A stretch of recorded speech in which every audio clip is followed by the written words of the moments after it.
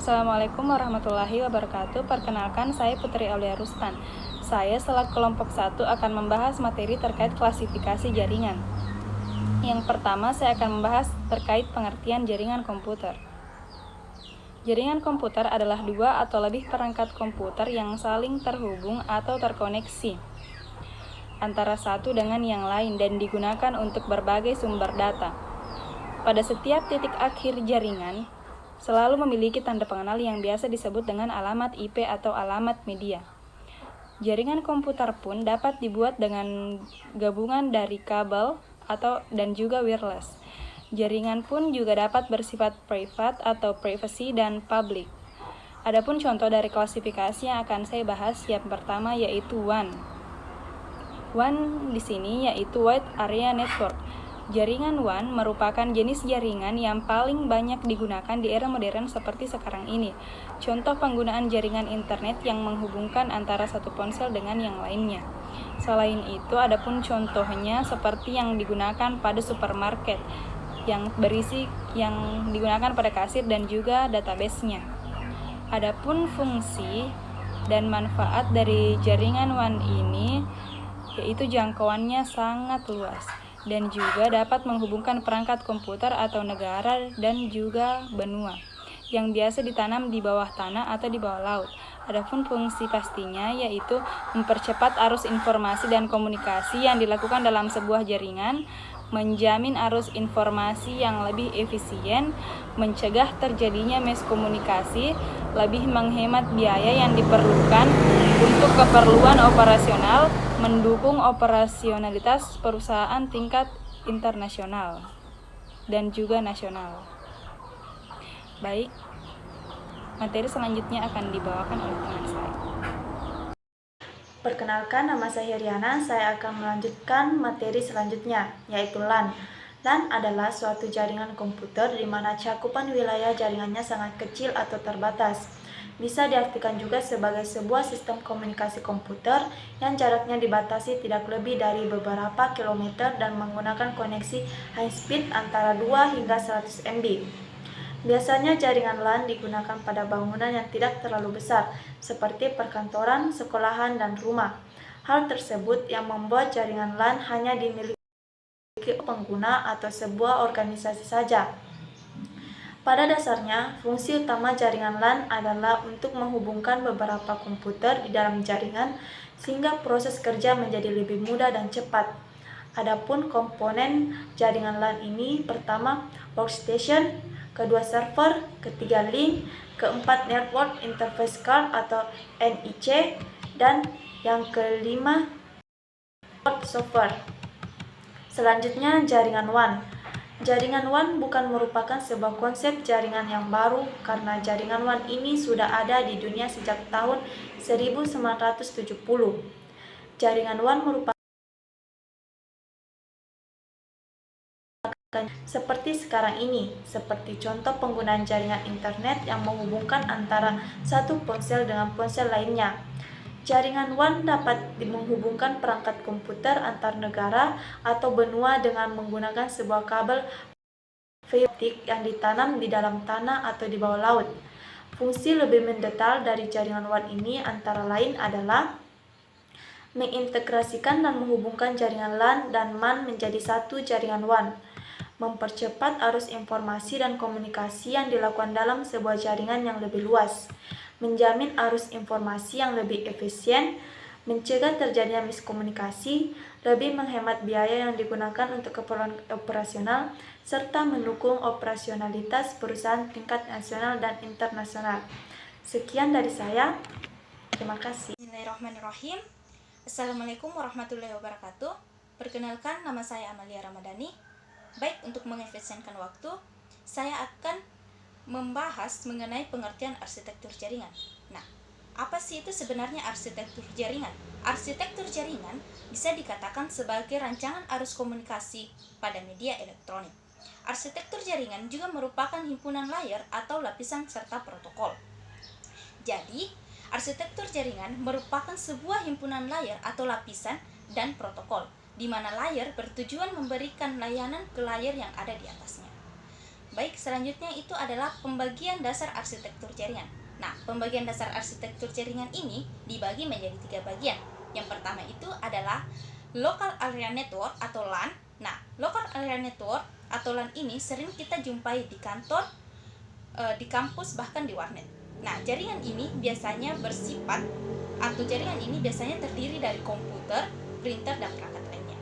Terus yang kedua itu adalah MAN atau Metropolitan Area Network. Nah, MAN ini bisa memberikan layanan hingga wilayah yang luas dan kemampuan transfer datanya cepat. Terus, wilayah yang bisa menjadi cakupan ini bisa sampai radius 50 km. Terus yang ketiga itu adalah WAN atau Wide Area Network. Nah, ini yang terakhir. Jaringan WAN memberikan layanan yang lebih luas dibandingkan dengan MAN tadi. Nah, cakupannya nggak cuma satu wilayah, tapi bisa sudah sampai dengan satu negara. Mungkin itulah presentasi dari saya. Sekian dari saya. Wassalamualaikum warahmatullahi wabarakatuh. Bismillahirrahmanirrahim. Assalamualaikum warahmatullahi wabarakatuh. Perkenalkan, nama saya Sriayumi. Saya akan membahas tentang jenis-jenis jaringan komputer yang memiliki beberapa instruktur. Terbagi menjadi 3 jenis. Yang pertama itu jaringan server. Merupakan jaringan komputer yang terdiri dari beberapa server atau channel. Layanan ini bisa diberikan oleh satu atau lebih komputer pada jaringan server. Ada software yang mengontrol keseluruhan kerja jaringan berapa pada server. Jaringan ini bisa diatur keamanannya, setiap channel harus login ke server sebelumnya. Bisa menggunakan sumber daya terhubung pada sistem. Server juga ini memiliki autentikasi si channel dan memverifikasikan bahwa komputer yang digunakan bahwa channel tersebut mempunyai izin atau login ke jaringan dan memeriksa username dan password channel tersebut. Jaringan kedua, jaringan part-to-part, di mana merupakan jaringan komputer yang setiap komputer bisa menjadi sebuah server atau menjadi channel. Pada jaringan part-to-part, semua komputer memiliki kedudukan yang sama atau setara. Setiap komputer bisa menjadi channel terhadap komputer lainnya. Setiap komputer bisa pula berbagi sumber daya dan informasi dengan komputer yang berada dalam jaringan part-to-part ini. Sumber daya diletakkan secara deskripsi administrator jaringan yang dibutuhkan. Dalam jaringan part-to-part ini, 2 atau lebih komputer yang telah terhubung melalui satu jaringan dan bisa berbagi sumber daya seperti print, fax, atau file tanpa harus memiliki server yang berdiri sendiri. Aliran informasi bisa mengalir di antara 2 komputer secara langsung. Namun, jaringan ini tidak sepenuhnya bisa mengontrol semua, masih bisa menggunakan password untuk memproteksi file dan folder. Bisa juga diatur supaya orang-orang tertentu nggak bisa memakai sumber daya tertentu. Jaringan ketiga, jaringan hybrid, merupakan hasil perkawinan gabungan dari jaringan server dan jaringan part-to-part. Terdiri dari beberapa komputer yang saling terhubung bisa mengolah sumber daya tanpa harus mendapatkan izin dari server. Pada jaringan hybrid ini juga memiliki sifat jaringan server sehingga tingkat keamanan lebih besar, baik dengan adanya server yang memiliki sifat layanan tertentu, memiliki sifat file server, print server, database server, dan lain-lainnya. Sekian dari saya. Assalamualaikum warahmatullahi wabarakatuh. Bismillahirrahmanirrahim. Assalamualaikum warahmatullahi wabarakatuh. Perkenalkan, nama saya Umi Amalia Rustam dari kelompok 1. Baik, langsung saja saya akan melanjutkan materi dari rekan saya, yaitu topologi jaringan.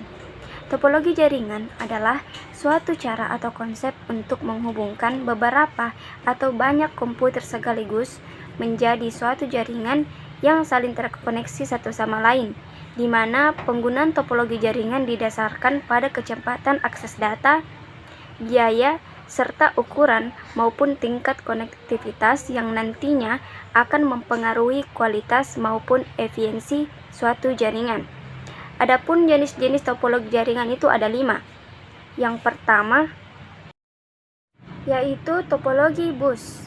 Topologi bus merupakan topologi yang banyak digunakan pada masa penggunaan kabel sepaksi menjamur. Dengan menggunakan T-konektor atau dengan terminator 50 ohm pada ujung network, maka komputer atau perangkat jaringan lainnya bisa dengan mudah dihubungkan satu sama lain. Yang kedua yaitu topologi star. Topologi star atau topologi bintang merupakan bentuk topologi jaringan yang berupa konvergensi dari node tengah ke setiap node atau pengguna. Topologi jaringan bintang termasuk topologi jaringan dengan biaya menengah. Topologi ini didesain di mana setiap node atau file server, workstation, dan perangkat lainnya terkoneksi ke jaringan melewati sebuah hub atau switch. Data yang terkirim ke jaringan akan melewati hub atau switch sebelum melanjutkan ke tempat tujuannya. Dan jenis-jenis topologi selanjutnya akan dibahas oleh rekan saya. Sekian dari saya. Assalamualaikum warahmatullahi wabarakatuh. Bismillahirrahmanirrahim. Perkenalkan, nama saya Almasari. Saya akan melanjutkan materi topologi jaringan.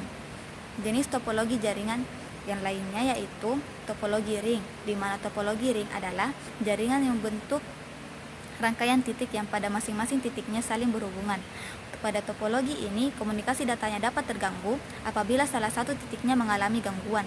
Jaringan FDDI mengatasi kelemahan ini dengan melakukan pengiriman data searah jarum jam dan berlawanan arah jarum jam secara bersamaan. Topologi ini menggunakan kabel BNC, di mana kabel ini tidak memiliki ujung dan tidak butuh bantuan terminator. Kemudian topologi tree atau biasa disebut dengan topologi bertingkat atau topologi pohon. Topologi ini biasanya digunakan untuk interkoneksi antar sentral dan hierarki yang berbeda. Untuk hierarki yang lebih rendah digambarkan pada lokasi yang lebih rendah, dan apabila semakin ke atas maka semakin tinggi pula hierarkinya. Kemudian topologi ini merupakan gabungan antara topologi jaringan bus dan star, di mana jaringan ini menggabungkan beberapa topologi star dan sebuah topologi bus yang berfungsi sebagai backbone atau tulang punggung. Kemudian topologi mesh atau topologi jala. Topologi mesh atau topologi jala merupakan suatu hubungan antar perangkat, di mana setiap perangkat terhubung dengan perangkat lainnya yang ada dalam jaringan. Akibatnya perangkat tersebut dapat saling berkomunikasi secara langsung dengan perangkat yang lainnya. Kemudian topologi selanjutnya yaitu topologi linear atau topologi runtut. Sebenarnya topologi ini merupakan perluasan topologi bus, sehingga dapat juga disebut dengan topologi bus beruntut, di mana satu kabel utama menghubungkan tiap titik sambungan atau komputer dengan menggunakan penyambung atau T-konektor dan diakhiri dengan terminator atau penamat. Perkenalkan, nama saya Sudarman. Saya akan melanjutkan materi selanjutnya, intranet. Intranet adalah sebuah jaringan privat atau private network yang menggunakan protokol internet untuk membagi informasi rahasia perusahaan atau operasi dalam perusahaan tersebut kepada karyawannya. Kadang-kadang istilah intranet hanya merujuk kepada layanan yang terlihat, yakni situs web internal perusahaan. Untuk membangun sebuah intranet, maka sebuah jaringan haruslah memiliki beberapa komponen yang membangun internet, yakni protokol internet, alamat IP, dan protokol lainnya, klien dan juga server. Umumnya, sebuah intranet dapat dipahami sebagai sebuah versi pribadi dari jaringan internet atau sebagai sebuah versi dari internet yang dimiliki oleh sebuah organisasi. Intranet mulai diperkenalkan pada tahun 1995 oleh beberapa penjual produk jaringan yang mengacu kepada kebutuhan informasi dan bentuk web di dalam perusahaan. Intranet merupakan jaringan komputer dalam perusahaan yang menggunakan komunikasi data standar seperti dalam internet. Artinya, semua fasilitas intranet dapat digunakan untuk kebutuhan dalam satu organisasi atau komunitas. Intranet juga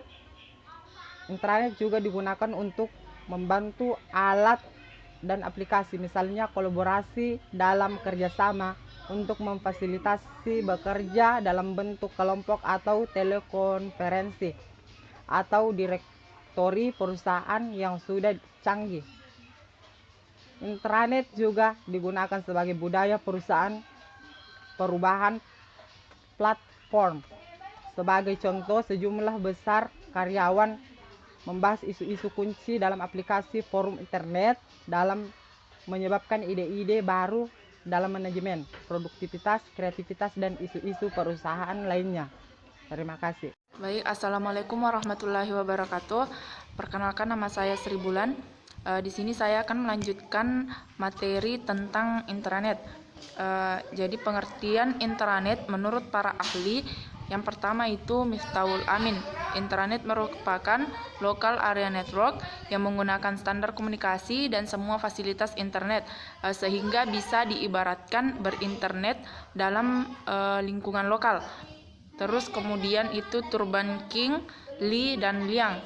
Intranet merupakan suatu organisasi, suatu jaringan perusahaan, organisasi, atau pemerintahan yang memanfaatkan tool dalam internet seperti internet protokol dan web browser, serta digunakan oleh perusahaan sebagai sarana kolaborasi dan komunikasi.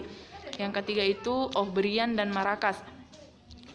Menurut mereka, internet merupakan teknologi seperti server web, browser, TCP atau IP, protokol jaringan, database, penerbitan HTML, hypermedia, dan lain-lain. Itulah tadi materi saya. Terima kasih. Wassalamualaikum warahmatullahi wabarakatuh.